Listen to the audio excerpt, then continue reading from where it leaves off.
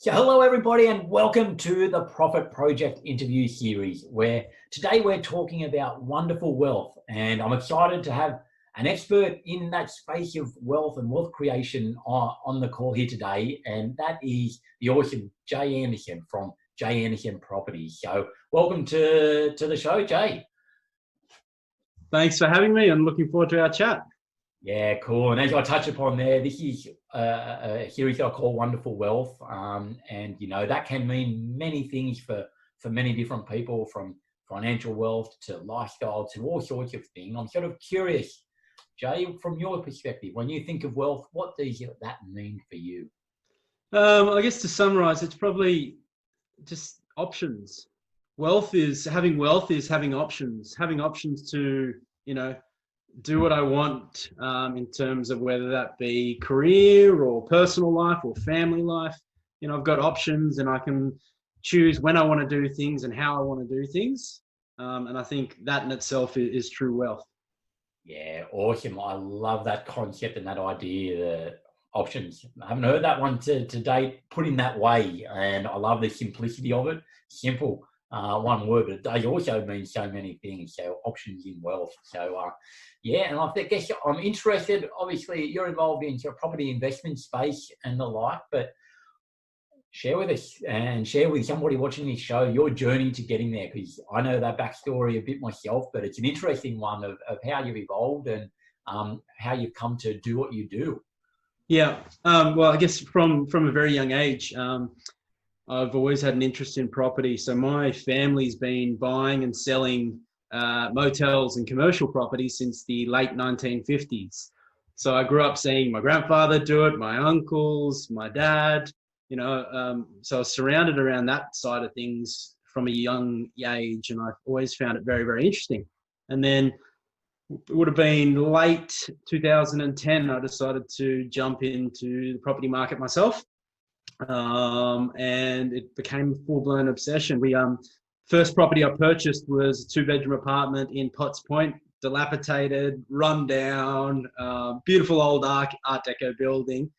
So I thought, you know what, we'll buy it and we'll renovate it ourselves and see how this goes. And fortunately enough, that one went really, really well. I think it was dumb luck at that stage, and we just came out of that first one, got it revalued, and kind of went, well, wow, that was easy.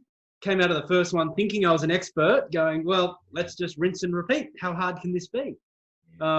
It took me about 10 months of inspecting new properties and trying to find the next one to buy that the light bulb finally went off, saying, hey, just because you got one under your belt does not make you an expert.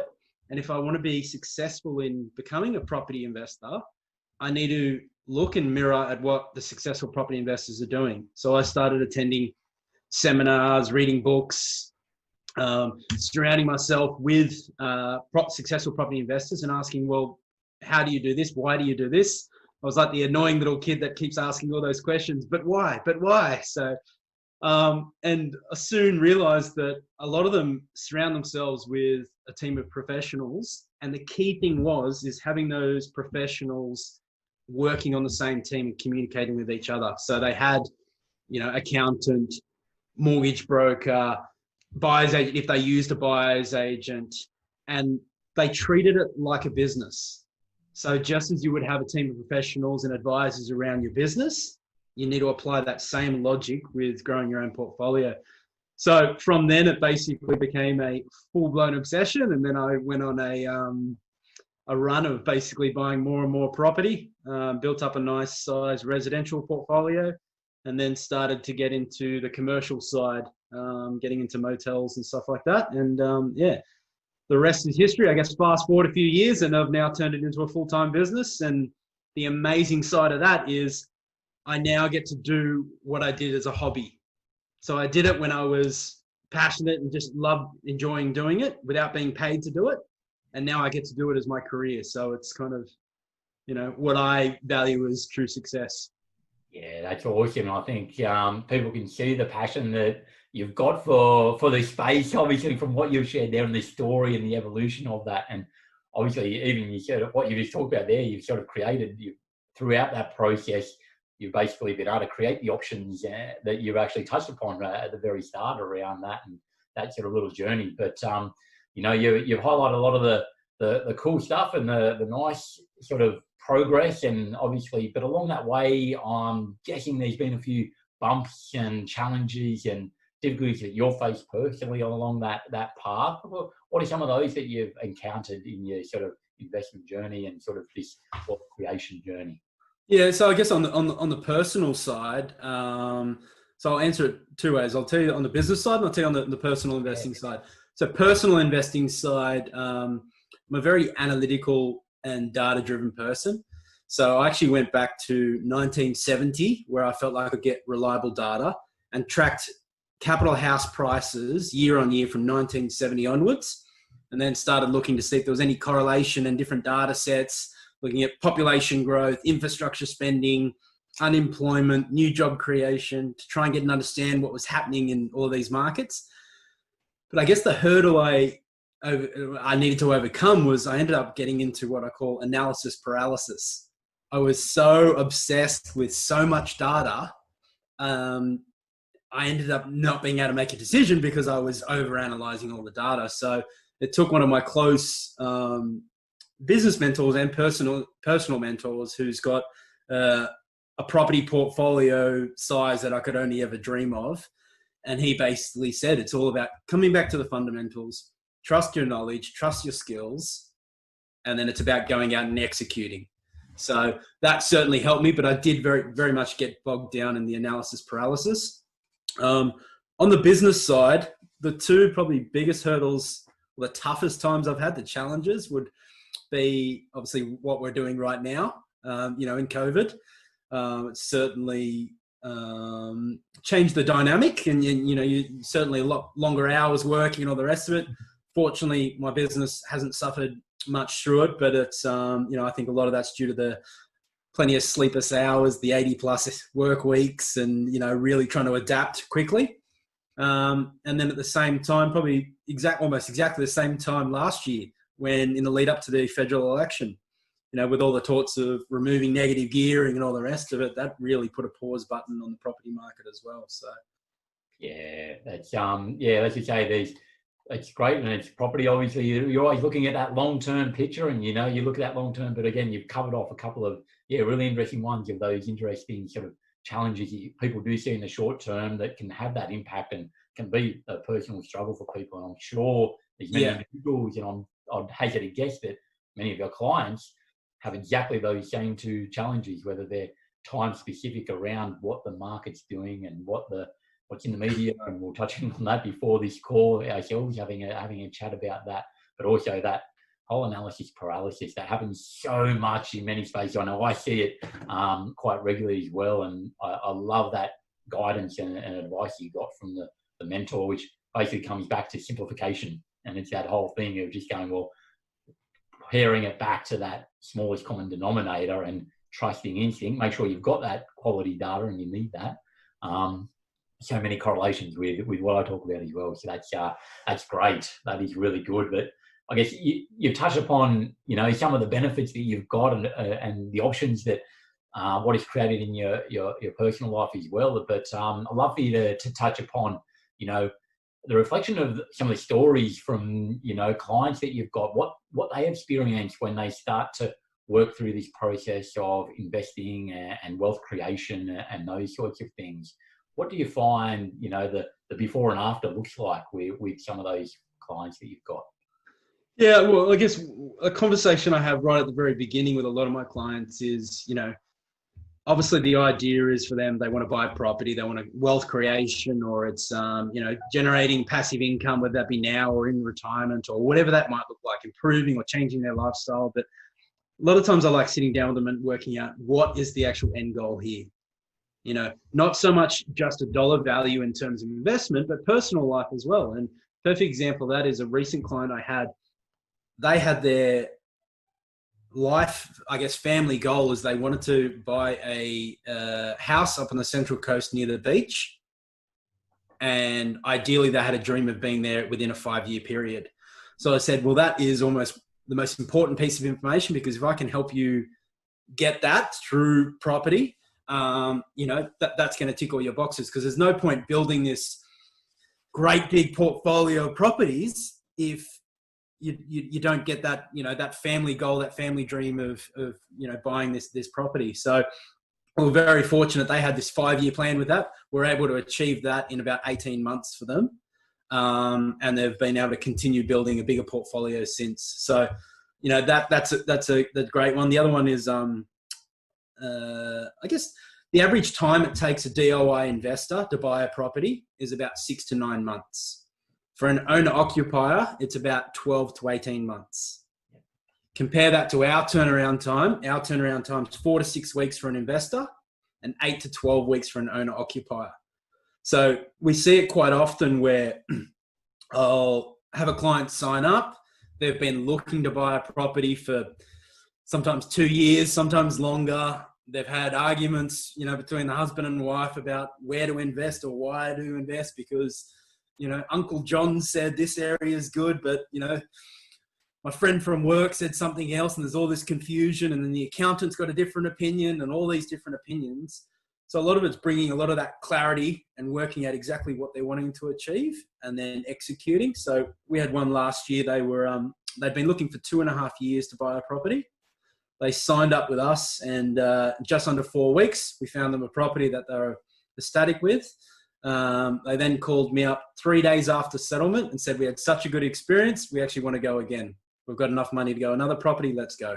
So. Yeah, that's so awesome. And again, you've painted a great picture there of, I'm sure there's, somebody out there watching this is potentially thinking about investing and the like, and potentially have done exactly what you've just talked about. And, they've gone through that whole process, and, it's no different to what you did when you first started out as well. They've gone through the analysis paralysis and, talking to all these different people. And, we've had many conversations about this, the value of, you touch upon it at the start of the call, building a team around you, whether it's in the investing space, whether it's in the financial space, wherever you need this sort of team to build a nice trusted group of people around you, because ultimately individuals can then leverage that, and that's exactly what they're getting out of that. And again, I guess there's many, by shortening that for people, it's far better health outcomes and all sorts of things, just from more sleep, less arguments, and all that sort of stuff that, I'd hazard a guess that that's probably one of the best, most rewarding things that you probably get out of what you do, I'm guessing. Yeah, definitely. Yeah. And I guess buyer's agent services is probably one of those things you don't recognize the value of it until you go through that service, and until after the fact is where you really see the value of it. And it's our whole job and role is not only providing good advice and recommendations on where to buy, what to buy, when to buy it, but also I feel it's my job to take a lot of that stress off my clients. So I say, my job's to do all the grunt work, do all the groundwork. Your job as a client is just to sit back and make those executive high-level decisions where you say, yes, no, or Jay, give me more information. Yeah, that's awesome. And again, that all ties back to the other component that you talked on a little bit earlier about, is having the plan. I'm a massive believer in having a plan, having that clear structure, which, you're putting that into place. You straight away giving parameters around what needs to happen when it comes to that point of having okay, cool. Now we've got a plan in place. You're going away and going boom, boom, boom. And then they get to go, well, yes, that falls into their plan and it aligns with that perfectly. Or I've got a question about that. Okay, that's not quite right. Potentially, okay, we'll tweak the plan a little bit. And that then means you go, oh, cool. That's a refinement of the plan. Now there's even more better brief as to what you can do in that space. So, yeah, that's really cool. So many synergies and alignment. Why I love having a chat with you is because, we talk very similar language, but obviously in a very different space. But the mindset is all very similar. So that's great. So we like to keep it short and sharp, and you've already given a bunch of golden sort of nuggets here today. But now I'm sort of going to pick your brain for out of those, or whether there's something else you haven't touched upon yet. A couple of tips and or action plan. One or two tips. Around sort of the wealth mindset. If there's sort of something that people can sort of really think to shift their thinking a little bit from a mindset perspective, I'd love for you to share something in that space. But also, even if you've got a bit of a practical tip around how people can, improve or get started in the investment space? Yeah, so I'm a firm believer of self-education. I think self-education is a very, very powerful tool. And even if it's just so you can leverage off your professional partners or professional advisors and suck information out of them.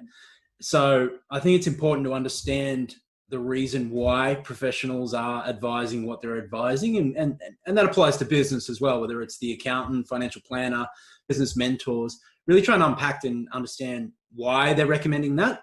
Because if you can come out of every purchase or after every investment decision with more and more knowledge, you are individually going to be continually growing as well.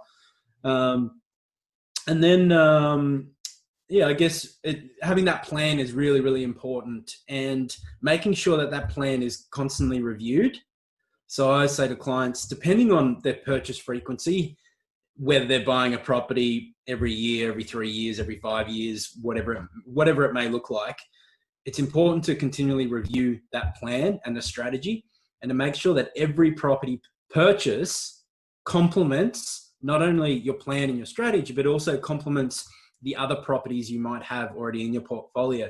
Big mistake I see investors make all the time is, and a lot of time this actually happens with the high income earners, so the miners and stuff like that, where they go out and, because they're on a big income, they might build a strong negatively geared portfolio.